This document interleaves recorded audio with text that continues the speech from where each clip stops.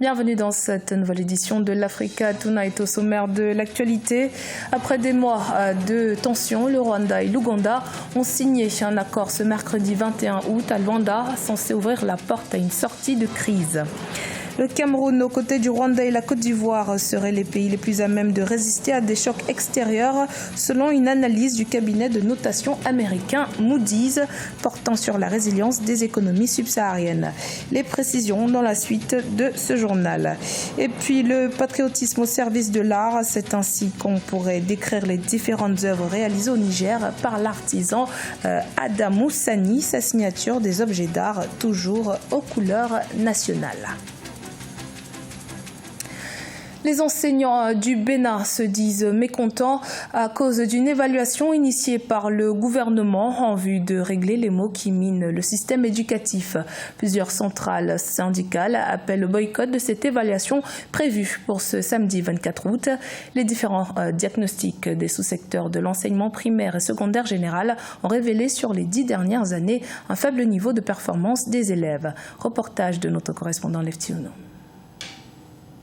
Près de 18 000 enseignants béninois devenus agents contractuels de l'État depuis 2008 sont convoqués pour une évaluation le samedi 24 août 2019.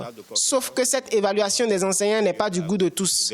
Et face à la controverse, le gouvernement béninois tente de rassurer sur le fait que les emplois seront conservés au terme de l'évaluation. Le gouvernement nous a confié la partie technique, c'est-à-dire la partie des sujets, préparation des salles, des sujets, des centres. Et tout va à bon train et tout est mis en œuvre pour que tout se déroule bien. Les démarches du gouvernement suscitent de vives réactions au sein du corps enseignant. Le monde syndical est divisé sur la question. Une frange annonce le boycott de l'évaluation. Le gouvernement ne peut pas rassurer à partir du moment où lui-même nous a dit, le 23, le président nous a dit que l'évaluation, l'objectif, c'est pour diminuer le nombre. Donc, il est question de soutenir les enseignants qui disent qu'il faut boycotter, c'est normal. Au plan social, c'est criminel. Et au plan pédagogique, on veut tuer l'école. Et le plan est connu, c'est de privatiser les écoles. Les candidats composeront dans les matières qu'ils enseignent. Au total, 23 centres sont retenus pour la composition au niveau des chefs-lieux des départements. Réchauffement des relations bilatérales entre le Rwanda et l'Ouganda. Le président rwandais Paul Kagame et son homologue ougandais Yoweri Museveni ont signé un accord de sécurité et de coopération ce 21 août à Luanda, la capitale angolaise.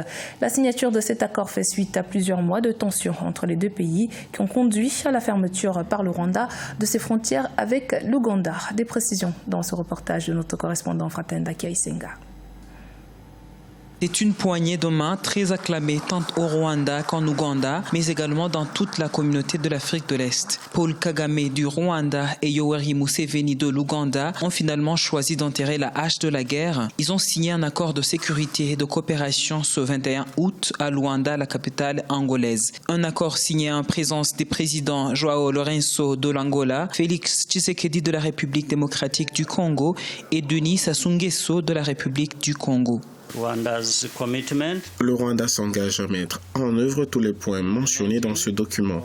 Tout d'abord parce qu'il va nous aider à surmonter les obstacles qui nous empêchent de bien cohabiter avec nos voisins, mais également par respect pour nos frères qui ont voulu nous aider dans ce processus de rétablissement de nos relations.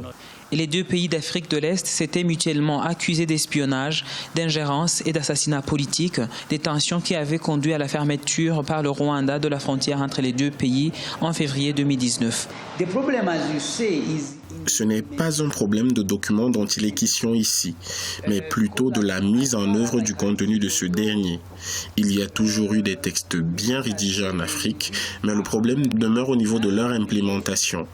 Dans notre cas, même si les médiateurs parlent des conséquences en cas de non-respect de cet accord, je ne vois pas comment ils vont s'y prendre car cela n'est pas mentionné. Avec la signature de cet accord, les chefs d'État s'engagent sur 7 points essentiels, dont la réouverture de la frontière pour la reprise des activités économiques.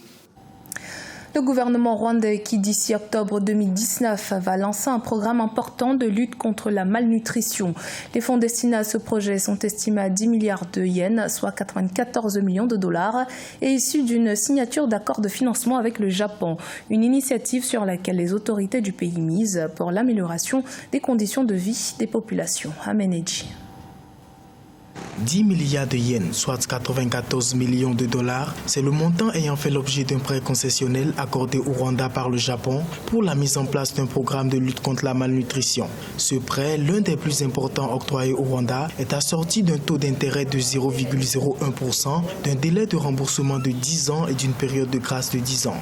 On peut admettre qu'avec un niveau d'endettement de 49% de son PIB en 2018 et même en 2019 et un solde courant régulièrement négatif au cours de ces dernières années, le Rwanda semble s'enliser avec ce nouvel accord de prêt dans un cercle vicieux et ne présente pas et semble ne pas présenter les garanties suffisantes qui peuvent augurer un remboursement aisé de sa dette. Avec ce financement, le gouvernement rwandais compte entamer un programme d'amélioration de l'état nutritionnel des populations à travers une coordination multisectorielle suivie d'actions touchant à la sécurité alimentaire.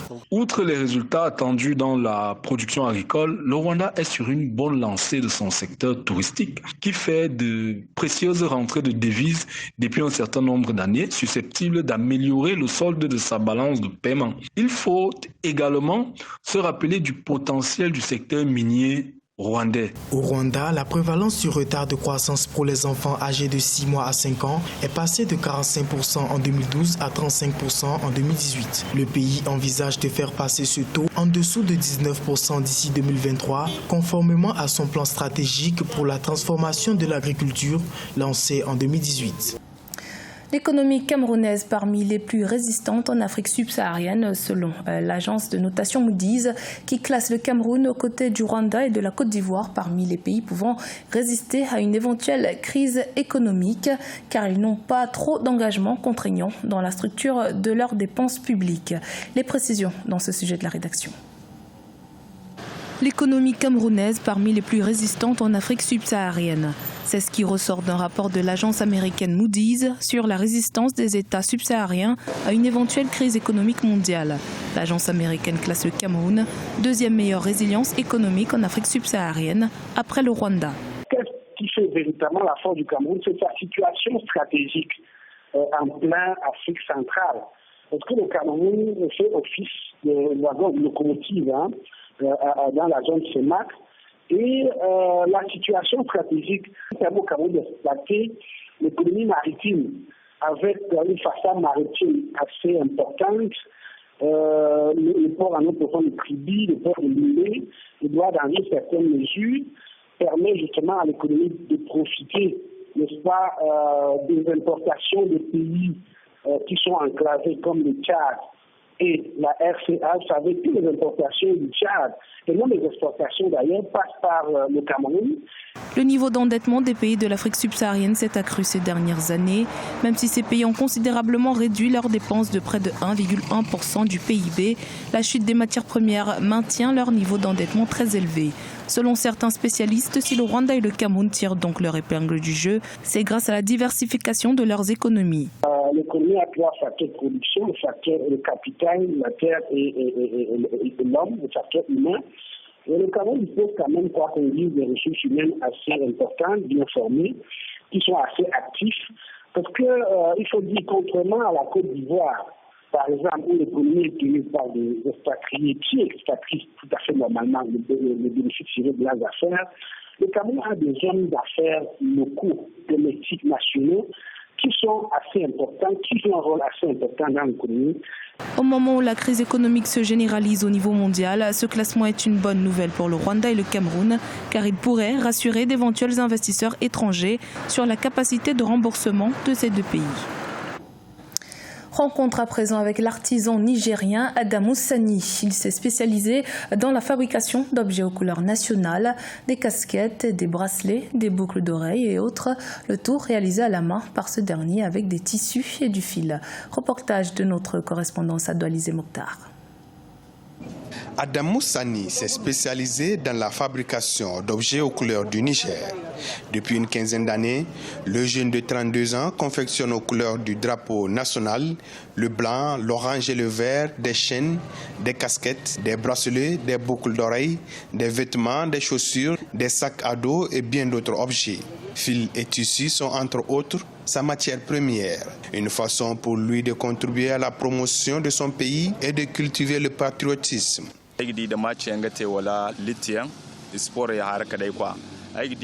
Mes créations sont plus prisées quand il y a des matchs de football, la lutte traditionnelle ou les cérémonies qui cadrent avec le sport et la culture. J'utilise les mains et les machines dans mon travail. Je suis vraiment satisfait de ce que je fais.